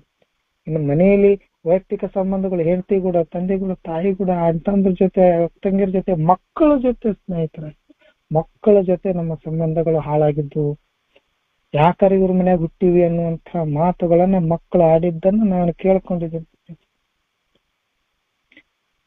ಬದುಕಿನ ಎಲ್ಲ ಸಂತೋಷಗಳನ್ನ ಇದು ಮುಚ್ಚು ನೂರು ಮಾಡಿಬಿಡ್ತು. ನಾನು ಬದುಕಲ್ಲಿ ಏನೇನು ಕಲ್ಪನೆಗಳನ್ನ ಇಟ್ಕೊಂಡಿದ್ದೆ, ಏನೇನು ಆಸೆಗಳಿದ್ದು, ಆ ಎಲ್ಲ ಆಸೆಗಳನ್ನ ಇದು ಮಣ್ಣು ಮುಚ್ಚಿ ಹೋಗ್ಬಿಡ್ತು. ನಾ ಹೇಳ್ತಿರ್ತೀನಿ, ನಾನು ನನ್ನ ಬದುಕಿನ ಅತ್ಯಂತ ಸಂತೋಷದ ಕ್ಷಣಗಳನ್ನ ಎಲ್ಲವನ್ನ ಕಳ್ಕೊಂಡ್ಬಿಟ್ಟಿನಿ. There is no memories at all. ನನ್ನಲ್ಲಿ ಯಾವ ನೆನಪುಗಳು ಇಲ್ಲ. ನನ್ನ ಮಗು ಮೊದಲು ಮಾತನಾಡಿದಾಗ ನನಗೆ ನೆನಪಿಲ್ಲ, ನನ್ನ ಮಗು ಮೊದಲಿಗೆ ಅಂಬಾಗಾಲ ಹಚ್ಚಿದ್ದು ನೆನಪಿಲ್ಲ, ನನ್ನ ಮಕ್ಕಳು ಸಣ್ಣ ಮಕ್ಕಳಿದ್ದಾಗ ಅವರಲ್ಲಿ ಏನು ನಮ್ ಕಡೆ ಎಲ್ಲ ಇಲ್ಲಿ ಫೋಟೋ ಗಿಟೋ ತೆಗಿಸಿ ಹಾಕ್ತಾರ ಸಣ್ಣ ಮಕ್ಕಳಿದ್ದಾಗ, ಅಂತ ಯಾವ ಫೋಟೋಗಳು ಇಲ್ಲ. ನನ್ನ ಮಕ್ಕಳು ಈ ಹೊಸ್ತಲ ಅಂತಾರ ನಮ್ ಕಡೆ, ಬಾಗಲ ದಾಟಿದಾಗ ಪೂಜೆ ಎಲ್ಲ ಮಾಡ್ತಾರ, ಅದನ್ನ ನೋಡಿಲ್ಲ. ನನ್ನ ಮಗು ಮೊದಲಿಗೆ ಎದ್ದು ನಿಂತಿದ್ದು ನೋಡಿಲ್ಲ. ನಾನೆಲ್ಲವನ್ನು ಕಳ್ಕೊಂಡ್ಬಿಟ್ಟಿದ್ದ. ಬದುಕಿನಲ್ಲಿ ಕೊಡುವ ಸಣ್ಣ ಸಣ್ಣ ಸಂತೋಷಗಳನ್ನ ನಾನು ಕಳ್ಕೊಂಡಿನಿ. ಇವತ್ತಿಗೂ ಅದರ ಬಗ್ಗೆ ಪಶ್ಚಾತ್ತಾಪ ಪಡ್ತೀನಿ ಕೆಲವೊಮ್ಮೆ. ಆದ್ರೂ ಕೂಡ ಮತ್ತೆ ಎದ್ದು ನಿಲ್ತೀನಿ, ಆಯ್ತು ಆಗಿದ್ದಾಯ್ತು, ದೇರ್ ಇಸ್ ನೋ ರಿಗ್ರೆಟ್. ಇವತ್ತು ಸಮಯ ಕೊಡೋಣ, ಇವತ್ತು ಬದುಕನ್ನ ಪ್ರೀತಿಸೋಣ, ಇವತ್ತು ಅವರನ್ನ ಪ್ರೀತಿಸೋಣ, ಇನ್ನಷ್ಟು ಸಂತೋಷವನ್ನ ಕೊಡೋಣ. ಇರುವ ಎಷ್ಟು ಸಮಯ ಆಯ್ತು ನನಗೂ ಗೊತ್ತಿಲ್ಲ. ಆ ಎಲ್ಲ ಸಮಯವನ್ನ ಅವ್ರಿಗೆ ಮೀಸಲಿಡೋಣ. ನನ್ನಿಂದ ಎಷ್ಟು ಸಾಧ್ಯ ಆಗ್ತದೆ ಅಷ್ಟು ಸಂತೋಷವನ್ನ ರೀಕ್ರಿಯೇಟ್ ಮಾಡ್ಲಿಕ್ಕೆ, ಹ್ಯಾಪನಿಂಗ್ ಆಗುದಿಲ್ಲ, ರೀಕ್ರಿಯೇಟ್ ಮಾಡ್ಲಿಕ್ಕೆ ನನ್ನ ಕಡೆ ಎಷ್ಟು ಸಾಧ್ಯ ಆಗ್ತದೆ ಅಷ್ಟು ಮಾಡ್ಲಿಕ್ಕೆ ನಾನು ಪ್ರಯತ್ನ ಮಾಡ್ತೀನಿ. ಆದ್ರೂ ಕೂಡ ಕೆಲವೊಮ್ಮೆ ನಿಸ್ಸಹಾಯಕ, ಕೆಲವೊಮ್ಮೆ ಕಣ್ಣಲ್ಲಿ ನೀರು ಹೋಗ್ತಾವ. ಬದುಕಿನ ಅತ್ಯಂತ ಪ್ರೈಮ್ ಟೈಮ್, ಅತ್ಯಂತ ಏನು ಎಂಜಾಯ್ ಮಾಡ್ಬೇಕಂತ ಏನ್ ಹೇಳ್ತೀವಿ, ಅಥವಾ ಜೀವಿಸಬೇಕು, ಎಂಜಾಯ್ಕಿಂತ ಜೀವಿಸಬೇಕಾದಂತ ಕ್ಷಣಗಳನ್ನ ನಾನು ಕೂಡದ ಮತ್ತಿನಲ್ಲಿ ಕಳೆದಿದ್ದೀನಿ. ಆ ಸಮಯ ಯಾವತ್ತೂ ಕೂಡ ಇನ್ನು ಹೊಳ್ಳಿ ಬರುವುದಿಲ್ಲ ಅನ್ನುವಂಥದ್ದು ನನಗೆ ಗುರುತು ಸ್ನೇಹಿತರೆ. ಇಲ್ಲಿ ಕೂಡ ಅದೇ ಒಂದೊಂದು ಪ್ಯಾರಾದಲ್ಲಿ ನೀವು ಇಡೀ ಬದುಕನ್ನ ಅರ್ಥ ಮಾಡ್ಕೋಬೇಕು, ಮಾಡ್ಕೋಬೇಕಾಗ್ತದೆ. ಯಾಕೆ ಇದನ್ನ ಒಪ್ಕೋಬೇಕಾತಂದ್ರೆ, ನಾವ್ ಯಾಕೆ ಇದನ್ನ ಒಪ್ಕೊಂಡು ಬರೀ ಕುಡಿತದ ಸಮಸ್ಯೆಯಿಂದಾಗಿ ಮೊದಲ ಹೆಜ್ಜೆ ಒಪ್ಕೊಳ್ಳೋದಲ್ಲ. ಈಗ ನಾನೇನ್ ಹೇಳಿದ್ನಲ್ಲ, ಇವೆಲ್ಲವೂ ಜೀವನ ನಡೆಸುವಂತ ದಾರಿಗಳು. ನನ್ನ ಸಂಬಂಧಗಳು ಹೇಗಿರ್ಬೇಕು, ಮನೆಯಲ್ಲಿ ಹೇಗಿರ್ಬೇಕು, ಮಕ್ಕಳ ಜೊತೆ ಹೇಗಿರ್ಬೇಕು, ಹೆಂಡತಿ ಜೊತೆ ಹೇಗಿರ್ಬೇಕು, ತಂದೆ ತಾಯಿ ಜೊತೆ ಹೇಗೆ ಜೀವನ ಮಾಡ್ಬೇಕು, ಸಮಾಜದಲ್ಲಿ ಹೇಗೆ ಜೀವನ ಮಾಡ್ಬೇಕು, ಉದ್ಯೋಗದಲ್ಲಿ ಹೇಗೆ ಜೀವನ ಮಾಡ್ಬೇಕು, ಇವೆಲ್ಲವನ್ನ ದಂಡಿಗೆ ಹಚ್ಕೊಂಡಿದ್ವಿ. ಕುಡಿತ ಒಂದೇ ಸಮಸ್ಯೆ ಅಂದ್ಕೊಳ್ಬಾರ್ದು. ಇವೆಲ್ಲವೂ ಜೀವನದ ಭಾಗ. ಕುಡಿತ ಒಂದೇ ಭಾಗ ಅಲ್ಲ, ಜೀವನದ ಉಳಿದ ಭಾಗಗಳಲ್ಲಿ ಈ ಕುಡಿತದ ದೆಸೆಯಿಂದಾಗಿ ನಾನು ಅನ್ಮ್ಯಾನೇಜಬಲ್ ಆಗಿದ್ದೆ. ಅದನ್ನ ನಾನು ಇಲ್ಲಿ ಒಪ್ಕೊಳ್ಬೇಕಾಗ್ತದೆ ಸ್ನೇಹಿತರೆ. ಅದಕ್ಕೆ ಅವ್ರು ಬರೀತಾರ, ಇಂಥವ್ರಿಗೆ ಹೆಜ್ಜೆಯನ್ನು ಸ್ವೀಕರಿಸಲು ಅದೇಗೆ ಸಾಧ್ಯವಾಯಿತು ಅಂದ್ರೆ ಇದು ಇಲ್ಲಿ ಅದಾವ ನೋಡ್ರಿ sir. Our live have become unmanageable. ಎಲ್ಲಿ ಮ್ಯಾನೇಜಬಲ್ ಇದ್ದು? ಯಾವ ಬದುಕನ್ನ ಸರಿಯಾಗಿ ನಾನು ನಡೆಸಿದೆ? ಇವತ್ತು ತಿರುಗಿ ನಿಂತು ನೋಡ್ಕೊಳ್ರಿ, ನನ್ನ ಬದುಕನ್ನ ನಾನು ನೋಡ್ಕೊಂಡಾಗ ಗುರ್ತಾಕತಿ ನನ್ನ ಜೀವನವನ್ನ ನಾನು ಸರಿಯಾಗಿ ನಡೆಸಿದ್ನ ಇಲ್ಲ, ನನ್ನ ಮನಸ್ಸಿಗೂ ಕೂಡ ಸರಿಯಾಗಿ ನಡೆಸಲಿಲ್ಲ, ಜೊತೆಗಿದ್ದವ್ರಿಗೂ ಕೂಡ ನಡೆಸಲಿಲ್ಲ. ಅದಕ್ಕಾಗಿ ಈ ಸ್ಟೆಪ್ ಅನ್ನು ನಾನು ಒಪ್ಕೋಬೇಕಾಗ್ತದೆ ಸ್ನೇಹಿತರೆ. ಅನ್ಮ್ಯಾನೇಜಬಿಲಿಟಿ ಕುಡಿತಾವಕ್ಕೆ ಸಮಸ್ಯೆ, ನಮಗೂ ಗುರ್ತು ನಿಮ್ಗೂ ಗುರ್ತು ಎಲ್ಲರಿಗೂ ಗುರ್ತು ಆಯ್ತು. ಆದ್ರೆ ಅನ್ಮ್ಯಾನೇಜಬಿಲಿಟಿ ಅಂದ್ರೆ ಇದು ಬದುಕನ್ನ ಬದುಕುವ ರೀತಿ, ಜೀವಿಸುವ ರೀತಿ ಅಂತ ಹೇಳ್ತಾರೆ. ಇದು ಅನ್ಮ್ಯಾನೇಜಬಲ್ ಆಗಿತ್ತು ಸ್ನೇಹಿತರೆ, ಎಲ್ಲದರಲ್ಲೂ ಅನ್ಮ್ಯಾನೇಜಬಲ್ ಆಗಿತ್ತು. ಸೊ ಅನ್ಮ್ಯಾನೇಜಬಿಲಿಟಿ ಬಗ್ಗೆ ಎಷ್ಟು ಹೇಳಿದ್ರು ಸಾಕಾಗಂಗಿಲ್ಲ. ನಾನು ಇಲ್ಲಿ ನಿಲ್ಲಿಸ್ತೀನಿ. ಮುಂದೆ ಯಾರಿಗಾದ್ರೂ ದಯವಿಟ್ಟು ಇಲ್ಲಿ ಏನಾದ್ರೂ ಸೇರಿಸ್ಬೇಕಾಗಿದ್ರೆ ಅಥವಾ ಮಾತನಾಡ್ಬೇಕಾಗಿದ್ರೆ ಅಥವಾ ಅನಿಸಿಕೆಗಳಿದ್ರೆ ದಯವಿಟ್ಟು ಎಕ್ಸ್ಪ್ರೆಸ್ ಮಾಡಿ. ಯಾಕಂದ್ರೆ ವೆದರ್ ಇಟ್ ಈಸ್ ಸ್ಲೋ ಅಥವಾ ಇದು ಬಹಳ ಸ್ಪೀಡ್ ಆತೋ ಅಥವಾ ಸ್ಲೋ ಆತೋ ಅಥವಾ ಏನಾದ್ರು ನಾವು ತಿದ್ದುಪಡಿ ಮಾಡ್ಕೋಬೇಕಾಗಿದ್ರೆ ದಯವಿಟ್ಟು ಒಂದ್ ಸ್ವಲ್ಪ ತಮ್ಮ ಅನುಭವಗಳನ್ನ ಇಲ್ಲಿ ಹೇಳಿ. ನಾನು ನಿಮಗಾಗಿ ಸಮಯ ಕೊಡ್ತೀನಿ. ಯಾರಿಗಾದ್ರೂ ಏನಾದ್ರೂ ಯಾವ ಶಬ್ದಗಳಲ್ಲಾದ್ರೂ ಕೂಡ ಅರ್ಥ ಆಗ್ಲಿಲ್ಲ ಅಂದ್ರೆ ನನಗೆ ಎಷ್ಟು ತಿಳಿದ ಅಷ್ಟು ಹೇಳಲಿಕ್ಕೆ ಪ್ರಯತ್ನ ಮಾಡ್ತೀನಿ. ನನಗೂ ತಿಳಿಲಿಲ್ಲ ಇಲ್ಲಿ ಅದಾರೆ ಹಿರಿಯ ಬಂಧುಗಳು ಅದಾರೆ, ಅವರೆಲ್ಲ ಹೇಳ್ತಾರೆ. ಅವಕಾಶ ನೀಡಿದ್ದಕ್ಕಾಗಿ ತುಂಬಾ ಧನ್ಯವಾದಗಳು ಸರ್. ಮತ್ತೆ ಇವತ್ತು ಶುಕ್ರವಾರ, ಇನ್ನು ಮಂಗಳವಾರದಿಂದ ಮುಂದಿನ ಭಾಗವನ್ನು ನೋಡೋಣ ಸ್ನೇಹಿತರೆ. ತುಂಬಾ ಧನ್ಯವಾದಗಳು ಸರ್. Thank you.